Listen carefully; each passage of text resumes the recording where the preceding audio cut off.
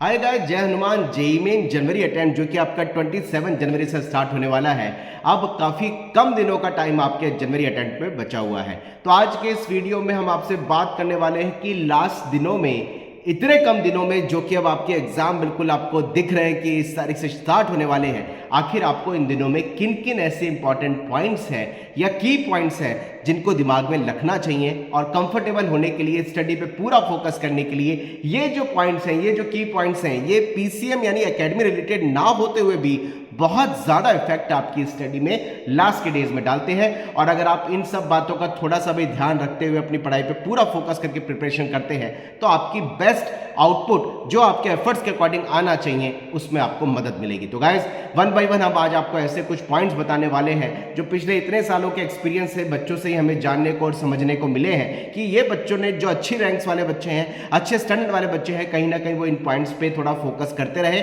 और अपनी पढ़ाई को सिस्टमेटिकली करते रहे। सबसे पहले बात कर लेते हैं कि लास्ट दिनों के अंदर आप सभी को पता है कि हर एक स्टूडेंट को अपनी कहीं ना कहीं चिंता होती है। उसको पता है कि यार मेरा एग्जाम अब आने वाला है, मैं इसको पूरा फोकस करूं, जो मैं पढ़ूं लास्ट टाइम में पढ़े हुए सारी चीजें बच्चों को बहुत अच्छी तरीके से याद रहती है, क्योंकि लास्ट टाइम में स्टूडेंट का कंसंट्रेशन लेवल और फोकस लेवल बहुत ज्यादा अच्छा रहता है। इसलिए आप लास्ट टाइम में ये काम जरूर करिएगा कि साल भर आपकी रूटीन के हिसाब से जिन जिन टॉपिक में, जिन जिन क्वेश्चंस में, जिन जिन पेपर देते समय, चाहे आप मॉक टेस्ट दे रहे हो, ऑनलाइन एग्जाम दे रहे हो, आपने शीट्स के अंदर क्वेश्चन सॉल्व किए हुए हो, आपके शॉर्ट नोट्स में आपकी मिस्टेक लिखी हुई हो, सारी मिस्टेक को आपको लास्ट टाइम में एक बार पॉइंट आउट करके रिकॉल करके देख जरूर लेना चाहिए। क्योंकि लास्ट टाइम में आपका दिमाग का कॉन्सेंट्रेशन और फोकस इतना अच्छा होता है कि जिन जिन चीजों को आप लास्ट टाइम में, लास्ट के डेज में देख लेते हैं, वो आपके दिमाग में लंबे टाइम तक याद रहती हैं। और आप उस चीज को समझिए कि आपने पूरा सिलेबस पढ़ा हुआ है, पूरा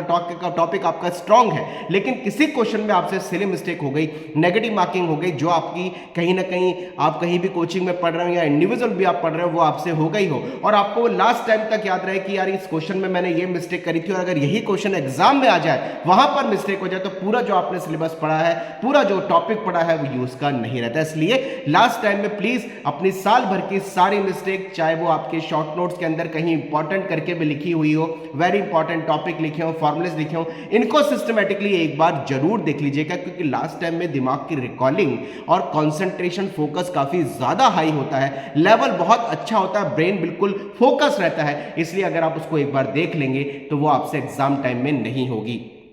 लास्ट के दिनों में आपको ये बहुत ध्यान रखना है, ऐसे रिलेटिव्स, ऐसे दोस्त जो आपको लगता है कि आपका टाइम वेस्ट कर रहे हैं, अननेसेसरी की नेगेटिव वाइब्स क्रिएट कर रहे हैं, आपका डिस्ट्रैक्शन कर रहे हैं। कई बार देखते हैं बच्चे आपस में बात करते हैं कि मेरा बहुत अच्छा प्रिपरेशन नहीं चल रहा, पता नहीं पेपर में क्या होगा। अगर इस तरह की कोई बात आपसे हो रही है या आपके रिलेटिव्स आपको बोल रहे हैं, देखते नहीं तो पढ़ाई साल भर करी, लेकिन क्या पता तेरा क्या होगा, कॉन्फिडेंस लूज कर रहे हैं, इन लोगों को लास्ट टाइम में आपको अवॉइड करना है। मैं तो आपको क्लियर बोलूंगा कि लास्ट टाइम में जो भी आपको डिस्ट्रैक्ट करने वाली चीजें हो, रिलेटिव्स हो, सोशल हैंडल भी अगर इवन तक आपको डिस्ट्रैक्ट कर रहे हैं, आपको लग रहा है कि यार सोशल हैंडल पे हम बहुत ज्यादा टाइम दे रहे हैं, टाइम दीजिए। सोशल हैंडल भी आजकल उतने नीडेड है, लेकिन केवल किस लिए, इंफॉर्मेशन देने के लिए और नॉलेज बढ़ाने के लिए, वहां तक आप सोशल हैंडल को यूज करिए। लेकिन अगर सोशल हैंडल इसके अलावा आपका टाइम कंज्यूम कर रहे हैं, वेस्ट कर रहे हैं, तो प्लीज सोशल हैंडल को भी लास्ट टाइम में अवॉइड करिए। तो रिलेटिव्स, दोस्त, वो जो आपको डिस्ट्रैक्ट कर रहे हो, अननेसेसरी के डिस्कशंस कर रहे हो, उनको लास्ट दिनों में बिल्कुल अवॉइड करिए, छोड़ दीजिए। लास्ट के दिनों में आपको अपनी बायोलॉजिकल क्लॉक को बहुत ज्यादा अच्छा करना जरूरी है। अब ये बायोलॉजिकल क्लॉक होती क्या है? जेईई मेन का एग्जाम आप सबको पता है कि अभी केवल आपका एग्जाम का दिन आया है। किस दिन आपका एग्जाम है, पर्टिकुलर आपका किस शहर में एग्जाम है, केवल ये आपको पता है। और जेईई मेन का एग्जाम 2 शिफ्टों में, यानी मॉर्निंग शिफ्ट आपकी 9 to 12 और इवनिंग शिफ्ट आपकी 3 to 6 में होती है। आपको बायोलॉजिकल क्लॉक का मतलब है कि मॉर्निंग में 9 to 12 भी और इवनिंग में 3 to 6 भी आपको अपनी बायोलॉजिकल क्लॉक को कुछ इस तरीके से मैनेज और मेंटेन करना है कि आप उस समय कंफर्टेबल फील करें, एनर्जाइज फील करें, फोकस फील करें। चाहे तो आप अगर उस समय कोई पेपर कर रहे हैं या फिर आप उस समय स्टडी प्लान कर रहे हैं, 9 to 12 स्पेसिफिकली और 3 to 6 की मैं बात कर रहा हूं, तो उस समय अपनी माइंड के बैलेंस को, अपनी बॉडी के बायोलॉजिकल क्लॉक को बिल्कुल रियल टाइम प्रैक्टिस के हिसाब से एफर्ट्स लगाते हुए मेंटेन रखिए, एनर्जी लगा करके मेंटेन रखिए, ताकि आप उस हैबिट में रहें कि अगर आपका एडमिट कार्ड आए, आपको आपको मॉर्निंग की शिफ्ट मिले जो कि आपके एग्जाम से 3 दिन पहले आपको मिलेगी, या फिर आपको इवनिंग की शिफ्ट मिले, तो आप एग्जामिनेशन हॉल में पूरे तरीके से चार्ज, पूरे तरीके से एनर्जाइज और पूरे तरीके से कंफर्टेबल और फोकस फील करें। तो गाइस कोशिश करिए कि ये जो टाइम है 9 to 12 का और 3 to 6 का, इसमें लेजीनेस ना रखें,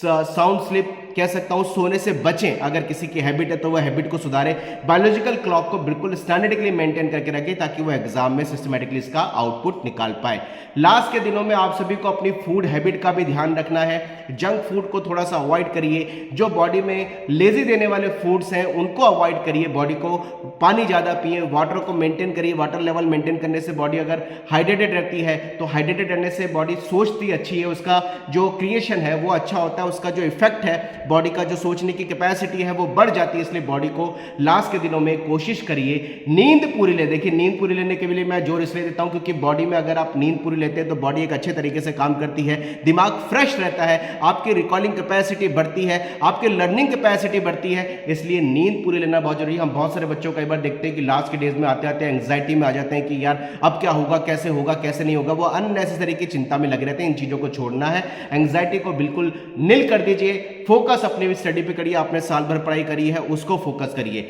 लास्ट के डेज में जरूर ये बात बोलूंगा कि अगर कोई बच्चा ऐसा सोचता है कि मैं लास्ट के डेज में सिलेबस मेरा अब सारा कंप्लीट कर लूं, पहले तो कुछ पढ़ा नहीं, अब मेरे नई सिलेबस पढ़ूं, नई चीजें पढ़ूं, तो मैं सब बच्चों को एक बार मेरी तरफ से जो मेरा एक्सपीरियंस है वो ये कहना चाहूंगा, लास्ट के डेज में नया कुछ पढ़ने से बचना चाहिए। नया पढ़ने का मतलब होता है कि हम ऐसी चीजें, ऐसे टॉपिक उठा के बैठे जो हमने साल भर इतने अच्छे तरीके से नहीं पढ़े, या हमारा बहुत उसमें कॉन्फिडेंस हिला हुआ है, या हमें लगता है आते नहीं है, हम उसको लास्ट के डेज में अगर पढ़ते हैं ना तो जो आता है हम उस पर फोकस नहीं कर पाते, क्योंकि जो रिवीजन है वो रिवीजन आपका सबसे पहले आपको उन्हीं टॉपिक के हिसाब से बेस्ट तरीके से आउटपुट एग्जाम टाइम में देगा जिनमें आपका या तो कमांड है या आपको वो पूरे टॉपिक, पूरे क्वेश्चन अच्छे तरीके से आते हैं। तो लास्ट के दिनों में नया पढ़ने से बचना चाहिए, जो पढ़ा हुआ है उसी में से ही आपको बेस्ट आउटपुट निकालने के लिए एफर्ट्स लगाने चाहिए, क्योंकि जो पढ़ा हुआ है, जो आपको प्रॉपर तरीके से कमांडेबल है, एक्चुअल एग्जाम के अंदर वो क्वेश्चन आपके सबसे ज्यादा सबसे पहले बनने वाले होते हैं। इसलिए लास्ट के डेज में नया पढ़ने से बचना है। कोशिश ये करिए जो टॉपिक आपके वीक है, जो टॉपिक आपके थोड़े से बनने की कंडीशंस हैं, उनके कम से कम फंडामेंटल क्वेश्चंस कुछ ऐसे आपके वहां पर अगर एग्जाम में आ जाते हैं, कई बार देखते हैं कि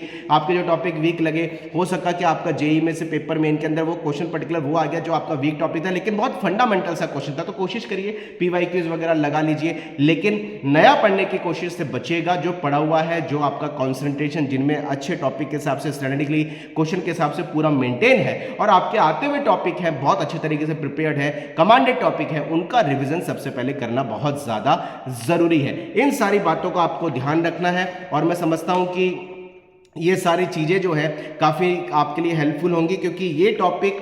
तो आपके लिए इंपॉर्टेंट टिप्स की तरह भी काम करेंगे। लास्ट के डेज में पूरा फोकस रहिएगा, अननेसेसरी के डिस्कशन से बचिएगा। फ्रेंड्स, रिलेटिव जो डिस्ट्रैक्ट करें, टाइम बर्बाद करें, या फिर आपको लगे यार टाइम कंज्यूम हो रहा है, कुछ मिल नहीं रहा, फायदा नहीं है, उनको छोड़ दीजिएगा। सोशल हैंडल पे अपनी एक्टिविटी को कम कर दीजिएगा। नॉलेज अगर आपको मिल रही है केवल, या आपको ऐसा लग रहा है कि यूजफुल है, वही सोशल हैंडल में आप अपने आप की एक्टिविटी रखिएगा। बॉडी की बायोलॉजिकल क्लॉक को सेट करिएगा। रियल टाइम प्रैक्टिस आप एग्जाम्स की जरूर करिएगा और कोशिश ये करिए कि यार फूड हैबिट को थोड़ा सुधार लें, बॉडी को थोड़ा हाइड्रेटेड रखें और नए सिलेबस को पढ़ने से बचिए। पुराने सिलेबस जो आपकी स्टैंडर्डिकली मेंटेन है, अच्छे तरीके से प्रिपेयर्ड है, उस पर ज्यादा फोकस करिएगा। ये कुछ ऐसी बातें अगर आप थोड़ा सा ध्यान रखते हैं तो कहीं ऐसी बात हमें ऐसा लगता है कि यार अगर ये पॉइंट्स बच्चे लास्ट टाइम के हिसाब से ध्यान रखें तो जो उन्होंने साल भर प्रिपरेशन करी है, जो पूरे तरीके से उनकी मेहनत है, एग्जाम टाइम में उसका बेस्ट आउटपुट निकालने में उनका सपोर्ट देंगे। चलिए गाइस, कमेंट बॉक्स में जरूर लिखना आपको ये पॉइंट्स कैसे लगे,